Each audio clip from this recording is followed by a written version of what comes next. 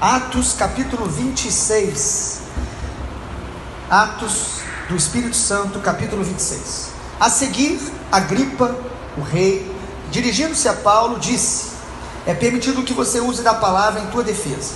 Então Paulo, estendendo a mão, passou a se defender nestes termos: tenho-me por feliz, ó rei Agripa, pelo privilégio de hoje, na tua presença, poder me defender das acusações feitas contra mim pelos judeus, porque você é versado nos costumes e questões que há entre os judeus. Por isso eu te peço que me ouças com paciência. Quanto à minha vida, desde a mocidade, como decorreu desde o princípio entre o meu povo e em Jerusalém, todos os judeus a conhecem, pois na verdade eu era conhecido dos judeus desde o princípio, se assim o quisessem testemunhar, porque eu vivi fariseu conforme a seita mais severa da nossa religião. E agora estou sendo julgado por causa da esperança da promessa que por Deus foi feita a nossos pais, a qual as nossas 12 tribos, servindo a Deus fervorosamente de noite e de dia, almejam alcançar. E é sobre essa esperança, ó rei, que eu sou acusado pelos judeus. Porque se julga incrível entre vós que Deus ressuscite os mortos? Na verdade, a mim me parecia que muitas coisas devia eu praticar contra o nome de Jesus, o Nazareno. E assim procedi em Jerusalém. Havendo eu recebido autorização dos principais sacerdotes, encerrei muitos dos santos nas prisões, e contra estes dava o meu voto quando os matavam. Muitas vezes os castiguei por todas as sinagogas, obrigando até blasfemar, e demasiadamente enfurecido contra eles, mesmo por cidades estranhas, os perseguia. Com esses intuitos, eu parti para Damasco, levando a autorização dos principais sacerdotes, e por eles comissionado. Ao meio-dia, ó rei, indo eu caminho fora, vi uma luz no céu mais resplandecente que o sol, que brilhou ao redor de mim e dos que iam comigo. Caindo todos nós por terra, eu ouvi uma voz que me falava em hebraico: Saulo, Saulo, por que me persegues? Dura coisa é resistir contra os aguilhões. Então eu perguntei: quem és tu, Senhor? Ao que o Senhor respondeu: eu sou Jesus, a quem tu persegues. Mas levanta-te, firma-te sobre os teus pés, porque para isso te apareci, para te constituir ministro e testemunha, tanto das coisas que me viste, como daquelas pelas quais te aparecerei ainda, livrando-te do povo e dos gentios para os quais eu te envio, para lhe abrires os olhos e converteres das trevas para a luz e da potestade de Satanás para Deus, a fim de que recebam eles remissão de pecados e herança entre os que são santificados pela fé em mim. Pelo que, ó rei Agripa, eu não fui desobediente à visão celestial, mas anunciei primeiramente aos de Damasco e em Jerusalém, por toda a região da Judéia, e aos gentios que se arrependessem e se convertessem a Deus, praticando obras dignas de arrependimento.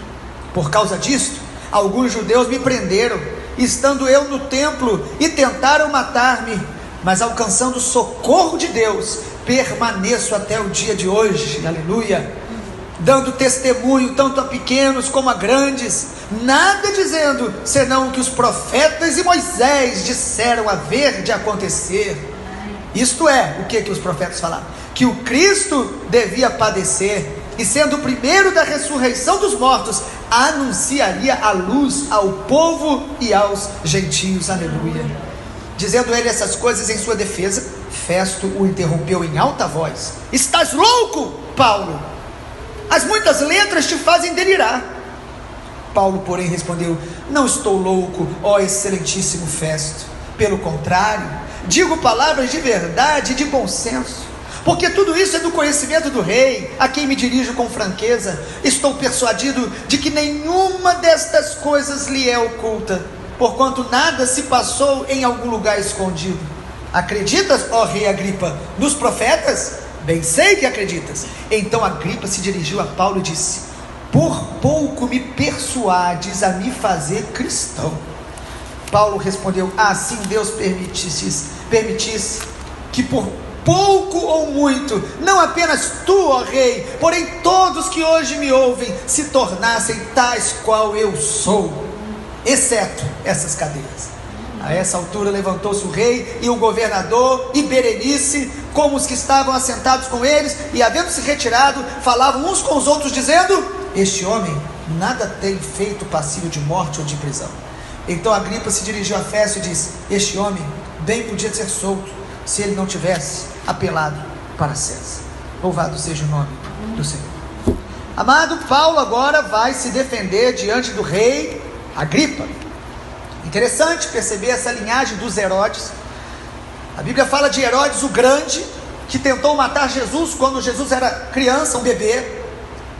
A Bíblia fala sobre Herodes Antipas, que foi quem decapitou João Batista. Gostava de ouvi-lo, gostava de ouvir João Batista, mas o decapitou diante da pressão, do pedido da filha da mulher com quem ele estava casado de maneira pecaminosa, porque ela era mulher de outro homem, o Herodes Antipas, a quem Jesus chamou de raposa. A Bíblia fala do seu neto do Antipas, que era o Herodes Agripa I, quem assassinou Tiago no livro de Atos, e que morreu comido de verme porque não deu glória a Deus. E agora Paulo está diante do filho deste Herodes Agripa I, porque Herodes é um título, e está ali diante de Agripa II.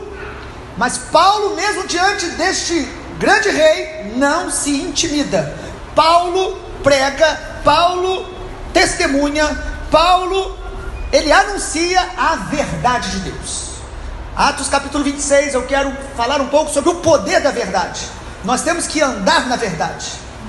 A Bíblia diz que a palavra de Deus é a verdade. A Bíblia diz que o Espírito Santo é o Espírito da verdade, que nos guiará a toda a verdade. O Senhor Jesus disse: eu sou o caminho, a verdade e a vida. E foi o próprio Senhor Jesus que disse: conhecereis a verdade e a verdade vos libertará. Paulo então aqui, ele está na sua pregação. Nós vemos em primeiro lugar que antes de Paulo conhecer Jesus, Paulo perseguia a verdade.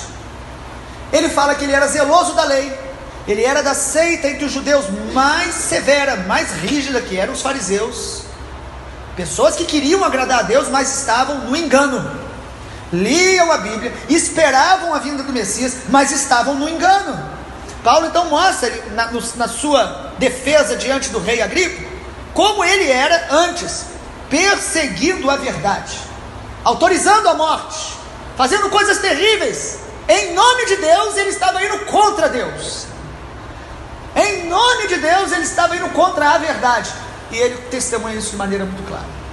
Em segundo lugar, na defesa de Paulo, nós vemos Paulo agora mostrando como ele teve um encontro com a verdade. É um dos testemunhos de Paulo mais detalhado de todos, que é narrado em Atos, onde ele fala do encontro dele com o Senhor Jesus, mais uma vez. E ele diz para o rei Agripa que ele viu aquela luz brilhante, mais brilhante do que o sol ao meio-dia. Mas ele não apenas viu uma luz, teve uma sensação. Ele ouviu a voz, chamando ele pelo nome 2 vezes, e denunciando que ele estava perseguindo a verdade. Por que me persegues? E Paulo, ou Saulo naquele tempo, mesmo sem entender direito, ele fala: Senhor. Ele chama de Senhor. Ele percebe a grandeza daquela experiência, a glória. Quem és tu? Ele fala: eu sou Jesus. Paulo tem um encontro com a verdade, e ele descreve isso, e ele mostra que não só teve um encontro com Jesus que mudou a vida dele, mas que o vocacionou. O Senhor Jesus falou: eu sou Jesus, você tem me perseguido, porque quem persegue a igreja persegue Jesus, e eu vou te usar para levar o evangelho aos judeus e aos gentios. Eu vou te vocacionar, eu estou te vocacionando para pregar a verdade para todos os povos. Então, na pregação de Paulo aqui, no testemunho, ele mostra o encontro dele com a verdade, e da qual ele se tornou ministro. Testemunha é a palavra que aparece tanto em Atos. Testemunha é alguém que é A palavra vem de mártir, alguém disposto a dar a vida por uma verdade que ele experimentou. Testemunha é alguém que tem a identidade, a natureza daquilo ou daquele de quem ele está falando. Ele não apenas fala sobre um assunto alheio, ele fala sobre o que ele vive, experimenta, ele exala a natureza daquela verdade que ele está proclamando. Uma testemunha. E aí Paulo, quando ele fala do encontro dele com a verdade, ele mostra o que a verdade fez nele. O que a verdade faz conosco? A verdade de Jesus, a verdade do Evangelho. Primeiro, a verdade abre os nossos olhos. Ele diz aí no texto que o Senhor o chamou para abrir os olhos. Versículo 18, para abrir os olhos e converter. Ou seja, o Senhor diz, da mesma maneira, Saulo, que eu estou abrindo os seus olhos agora para me reconhecer, você vai pregar o Evangelho, a verdade, que vai abrir os olhos de todos aqueles que abrirem o coração para a verdade. A verdade abre os nossos olhos. E todos os dias que buscamos o Senhor, os nossos olhos espirituais vão sendo mais abertos, para enxergar a vida como Deus vê, para discernir as coisas como a Bíblia nos ensina. O apóstolo Paulo, orando em Efésios capítulo 1, ele ora pela igreja de Éfeso: Senhor, abra os olhos do coração da igreja, para que eles enxerguem a grandeza do chamamento, o poder da ressurreição, para que eles enxerguem quem eles são em Cristo. Nós precisamos pedir isso ao Senhor continuamente. Abre os meus olhos espirituais, para que nós não vivamos apenas no natural, apenas como qualquer ímpio, mas apenas com algumas doutrinas, conceitos cristãos. Amado, o cristianismo não é decorar doutrinas, concordar com conceitos. Cristianismo é a vida de Cristo em nós, é enxergar a vida com a identidade de Jesus. A verdade abre os nossos olhos. Segundo lugar, Paulo ainda falando sobre o encontro com a verdade nos liberta das trevas para a luz. Ele diz aí que o Senhor o chamou, versículo 18, para converter para a luz, tirando os povos da potestade de Satanás para Deus. O diabo exerce jurisdição, governo, onde há mentira, onde há engano. E quando nós temos um encontro com a verdade, nós saímos das trevas para a luz. A luz de Deus vai brilhando na nossa vida, e nós precisamos que essa luz brilhe cada dia mais. A Bíblia diz que a vida do justo é como a luz da aurora, vai brilhar mais e mais até se tornar dia perfeito. Nessa manhã que você está me ouvindo, o Senhor está tentando acrescentar luz a você e a luz a mim. Luz é a verdade de Deus, que brilha e vai tirando os nossos conceitos errados, fortalezas ou pensamentos contrários à vontade de Deus. O Evangelho é a verdade que tira das trevas para a luz. E terceiro, o Evangelho é a verdade que nos dá uma herança. Olhando para o texto, ainda no versículo 18, diz que o Senhor, através da verdade, leva o homem a ter o perdão dos seus pecados e a herança dos que são santificados pela fé em mim. É a verdade de Deus na minha vida que me traz o perdão pelo sangue de Jesus, e não pela justiça própria, e não pelas minhas boas obras, e que também me faz ter uma herança entre os que são santificados. Santificação gera uma herança em Deus. Santificação nos atrai as promessas de Deus sobre a nossa vida. A salvação é gratuita, mas certamente a santificação, esse processo que é do Espírito Santo, mas que também exige de mim uma rendição contínua, vai gerando uma herança em Deus, um galardão em Deus, recompensas em Deus. E é nesse ponto que muitos de nós caímos, tornando o cristianismo uma religião apenas de formas, de doutrinas, e esquecemos de um relacionamento em Cristo, onde o objetivo, o propósito de Deus é nos tornar mais parecidos com Jesus a cada dia, e ter uma herança nele, uma herança espiritual, eterna, incorruptível, construindo diante do Senhor algo sobrenatural, eterno, que ladrões não podem roubar, que a traça não pode corroer. É o que nós estamos edificando, uma casa eterna, que nós estamos construindo diante do Senhor, amém? O apóstolo Paulo chega a dizer aos coríntios: veja como você está construindo, com qual material, qual é a sua dedicação ao reino, e qual a tua motivação, qual é a tua consciência de santidade. Isso vai definir o material da sua construção, se é palha, se é madeira, ou se é ouro, se é prata, se é aquilo que é durável, que quando o fogo de Deus for nos julgar, porque o julgamento será como um passar do fogo de Deus, o que não for durável perecerá. Isso tem a ver com obras que fazemos, com motivação que fazemos, com a consciência em Cristo que nós realizamos tudo para a glória dele. Enfim, terceiro lugar, agora voltando a falar sobre a verdade que Paulo está expondo, ele falou sobre o tempo de perseguir a verdade, o encontro com a verdade. Agora em terceiro, nós vemos no texto como que Festo, esse governante daquele tempo, ele ignora a verdade. Olhe comigo, versículo 24, diz que quando Paulo estava falando, Festo o interrompeu e disse: você está louco, as muitas letras te fazem delirar.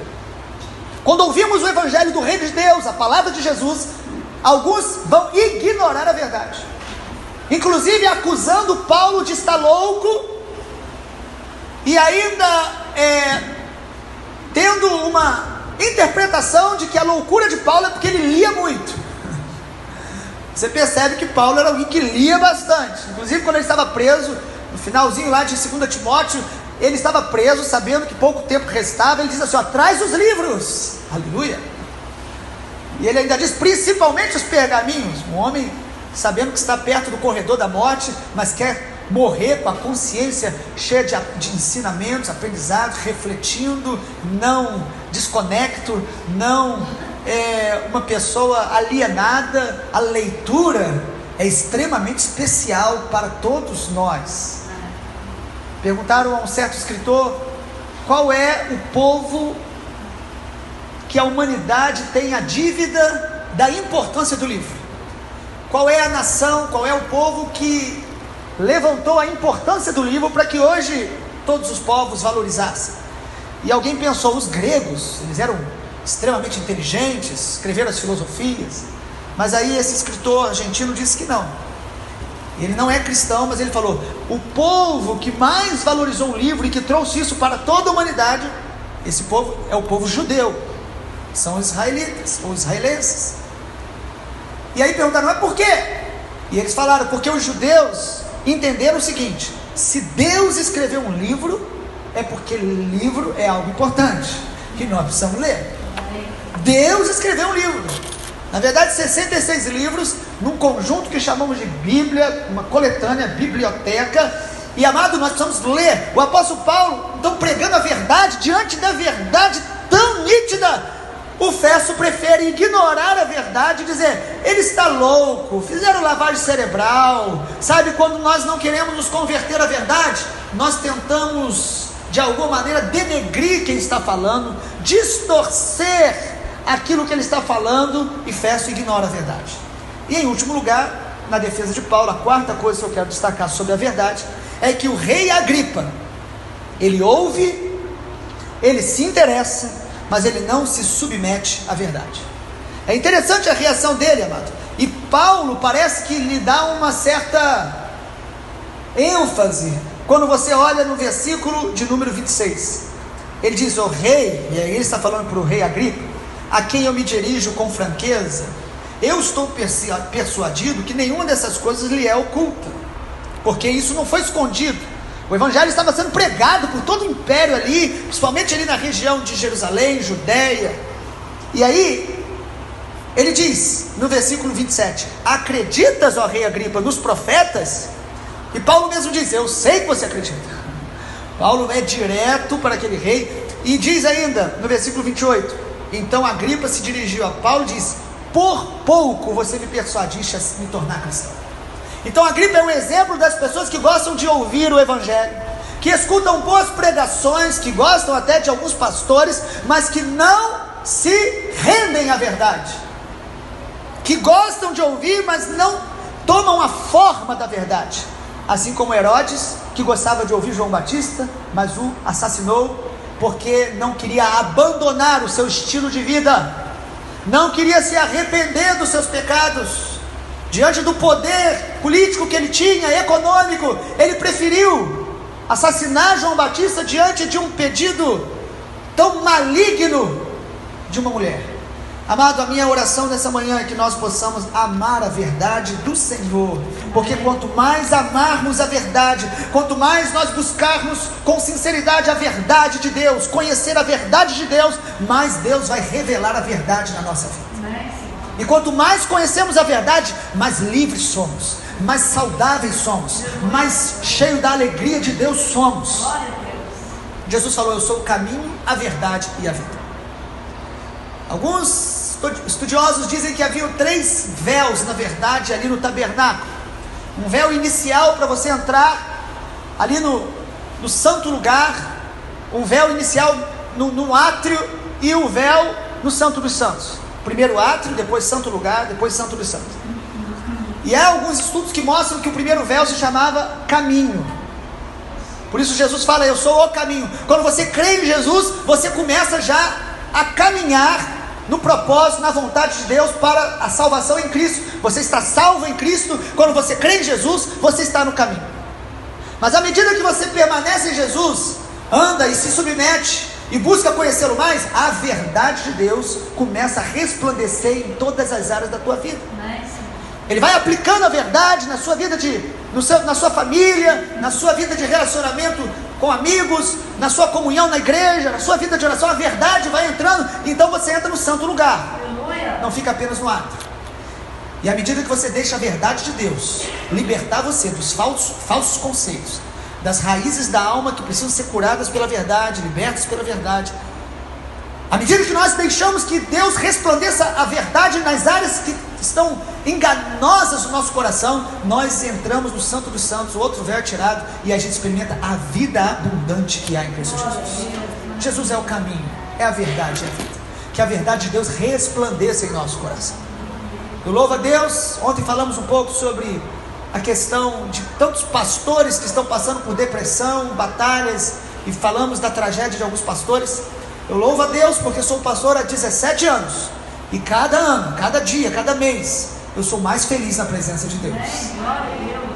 Mas não há luta, não há prova. Já passei por muitas delas, e passarei por outras, como o Senhor fala a Paulo. Mas o Senhor falou a Paulo: eu te apareci e vou te aparecer mais. Eu te livrei e vou te livrar. Para onde eu te enviar, eu estarei com você. O Senhor Jesus está conosco.